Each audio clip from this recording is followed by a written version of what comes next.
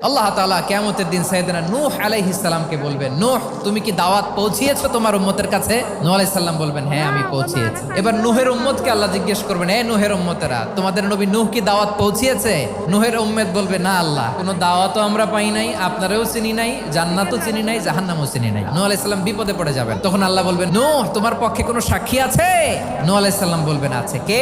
উম্মতে মুহাম্মাদি। তখন আমরা বলবো, আল্লাহ, আল্লাহর নবী নূহ আলাইহিস সালাম তিনি আপনি যা যা বলেছেন ঠিক তা তার উম্মতের কাছে পৌঁছে দিয়েছে। এবার নূহের উম্মতের সাথে আমাদের ঝগড়া লাগবে। তারা বলবে, তোমরা আসছো আমাদের হাজার হাজার বছর পরে, তোমরা কি করে জানলা? তোমাদের সাক্ষী ধর্তব্য হবে না? আমরা তখন বলবো, আমাদের কোরআনে তোমাদের নবীর নামে আল্লাহ তাআলা একটা সূরা নাজিল করেছেন, সূরাতে নূহ। দিন রাত এক করে তোমাদের কাছে তিনি দাওয়াত পৌঁছেছেন, সব আমরা জানি। আমরা যখন বলবো এই কথা, নূহের উম্মত চুপসে যাবে। তখন আমরা সত্য বলেছি কিনা এটা আল্লাহ তাআলা জানতে চাইবে বিশ্বনবীর কাছে। তখন বিশ্বনবী আমাদের পক্ষে সাক্ষী দিবেন। আওয়াজ করে বলেন আল্লাহু আকবার।